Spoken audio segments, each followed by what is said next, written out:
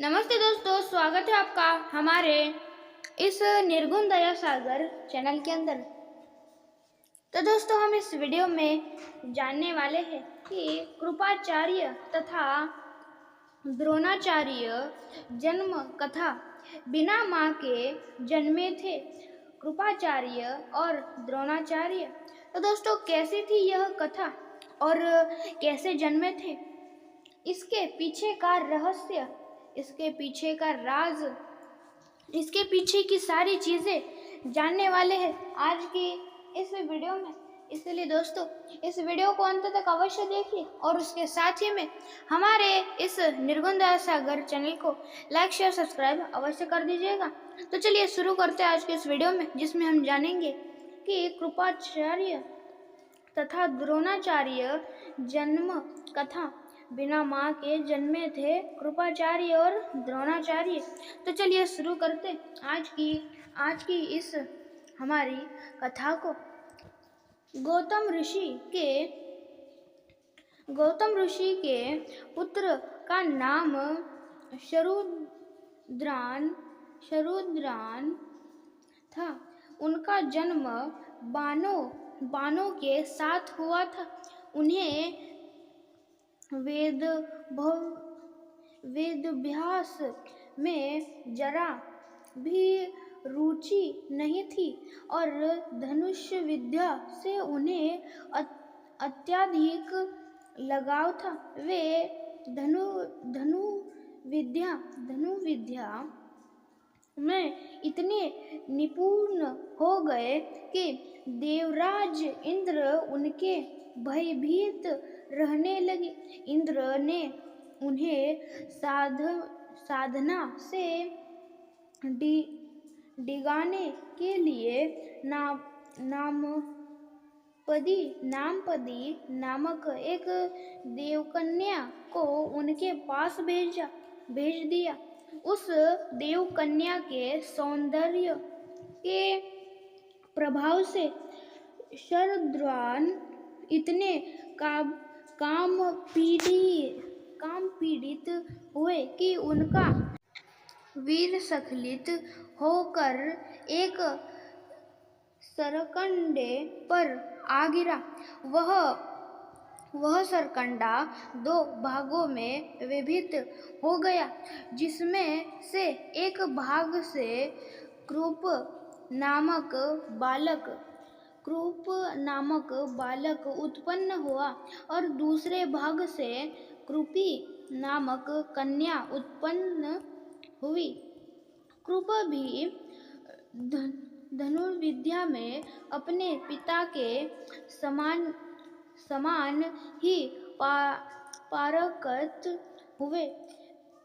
भीष्म जी ने इन्हीं कृप को पांडवों और कौरवों की शिक्षा दीक्षा के लिए नियुक्त किया और वे कृपाचार्य के नाम से विख्यात हुए। कृपाचार्य के द्वारा पांडवों तथा कौरवों की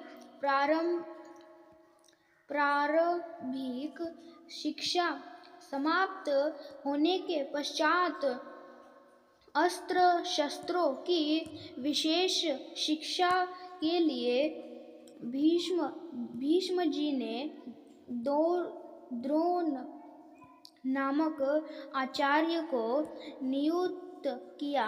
इन द्रोणाचार्य जी की भी एक विशेष कथा है। एक बार भरद्वाज मुनि यज्ञ कर रहे थे। एक दिन वे गंगा नदी में स्नान कर रहे थे। वहां पर उन्होंने ध्रुतार्च नामक एक अप्सरा को गंगा स्नान कर निकलते हुए देख लिया। उस अप्सरा को देखकर उनके मन में काम वासना जागृत हुई और उनका वीर्य स्खलित हो गया। उसे उन्होंने एक यज्ञ पात्र में रख दिया। काल काल्यान्तर काल्यान्तर में उसे यज्ञ पात्र से द्रोण की उत्पत्ति हुई। द्रोण अपने पिता के आश्रम में ही रहते थे। रहते हुए चारों वेदों तथा अस्त्र शस्त्रों के ज्ञान में पारंगत हो गए।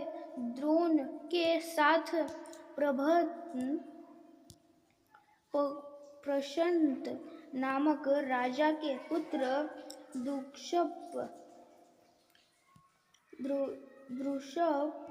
द्रुशब्द भी शिक्षा प्राप्त कर रहे थे तथा दोनों में प्रगाढ़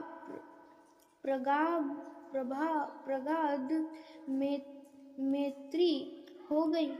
उन्हीं दिनों पर परशुराम अपनी समस्त संपत्ति को ब्राह्मणों में दान करके महेंद्राचल पर्वत पर तप कर रहे थे। एक बार द्रोण उनके पास पहुँचे और उनसे दान देने का अनुरोध किया। इस पर परशुराम बोले, वत्स, तुम विलंब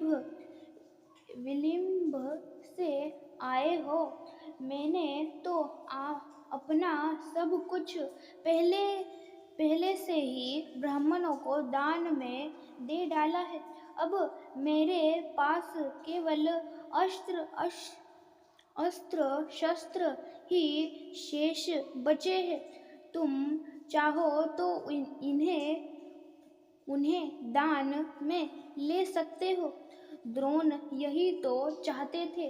अंत उन्होंने कहा, हे गुरुदेव, आपके अस्त्र शस्त्र प्राप्त कर के मुझे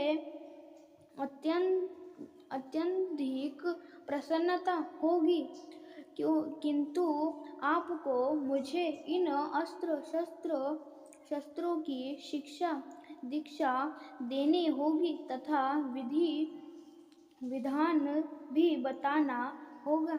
इस प्रकार परशुराम के शिष्य बनकर द्रोण अस्त्र शस्त्रादि सहित समस्त विधाओं के अभूतपूर्वक ज्ञाता हो गए।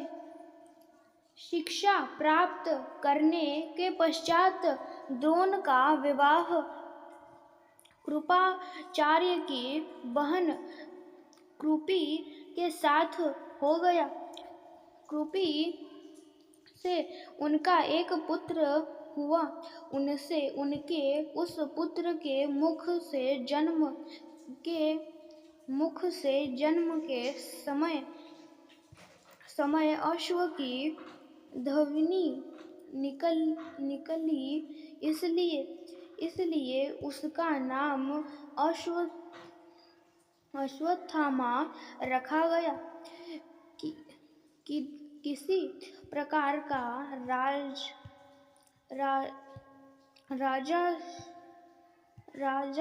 राजाश्रय प्राप्त न होने के कारण द्रोण अपने पत्नी कृपी तथा पुत्र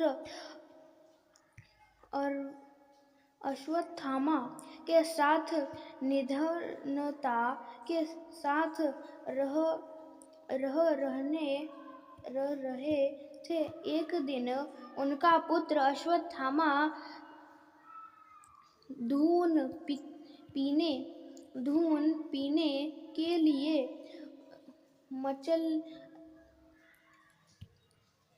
दूध पीने के लिए मचल उठा, किंतु अपनी निधानता के कारण द्रोण पुत्र के लिए गाय के दूध की व्यवस्था न कर सके, अकरमातु उन्हें अपने बाल्यकाल में मित्र राजा द्रुपद का स्मरण हो आया, जो कि पांचाल देश के नरेश बन चुके थे। द्रोण ने द्रुपद के पास जाकर कहा, मित्र, मैं तुम्हारा सहपाठी रह चुका हूँ। मुझे दूध के लिए एक गाय की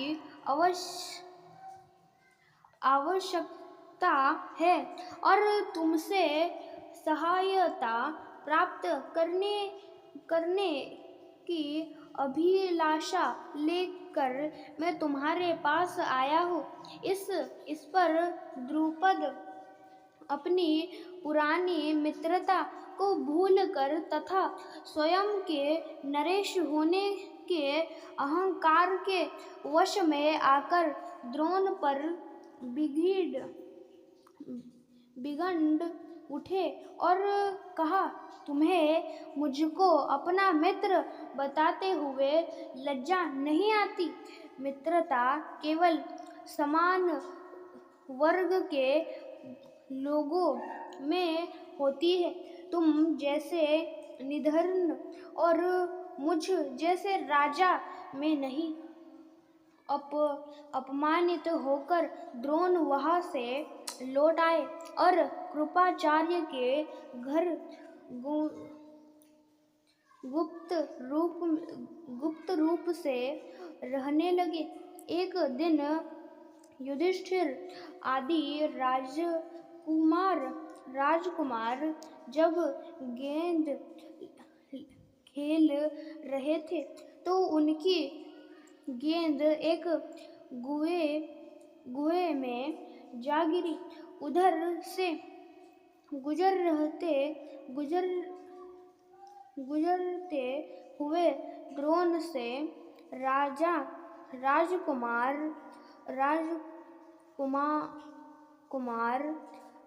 ने गेंद को कुएं से निकालने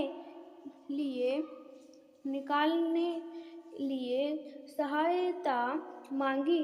द्रोण ने कहा, यदि तुम लोग मेरे तथा मेरे परिवार के लिए भोजन का प्रबंध करो तो मैं तुम्हारा गेंद निकाल दूंगा। युधिष्ठिर बोले, देव, यदि हमारे पितामह की अनुमति होगी तो आप सदा के लिए भोजन पा सकोगे। द्रोणाचार्य ने तत्काल एक मुट्ठी सीख लेकर उसे मंत्र से अभिमंत्रित किया और एक सीख से गेंद को छेदा। फिर दूसरे सीख से गेंद में फेंस सीख को छेड़ा। इस प्रकार सीख से सीख को छेदते हुए गेंद को कुएं से निकाल दिया।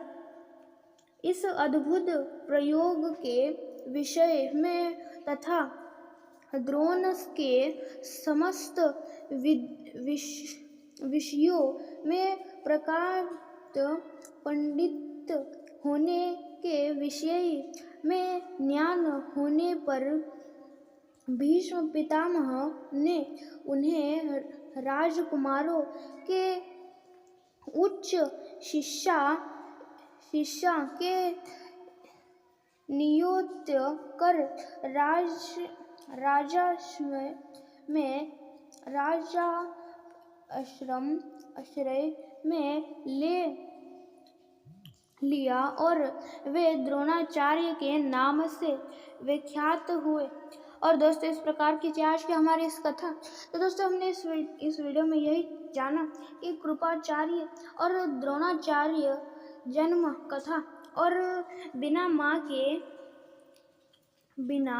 माँ के जन्मे थे कृपाचार्य और द्रोणाचार्य। तो दोस्तों इस प्रकार की थी आज की हमारी कथा। मिलते दूसरे वीडियो में और पुरानी कथाओं के साथ और रहस्यमय चीज़ों को जानने और सुनने के लिए। तो दोस्तों हमारे इस चैनल को लाइक, शेयर और सब्सक्राइब अवश्य कर दीजिएगा ऐसे ही और रहस्यमय और दोस्तों देवी देवताओं से जुड़े और रहस्य जानने और सुनने के लिए। फिलहाल इस वीडियो में इतना ही। मिलते हैं दूसरे वीडियो में और रहस्यमय चीज़ों और पौराणिक कथाओं के साथ। अंत तक देखने के लिए आपका बहुत बड़ा धन्यवाद।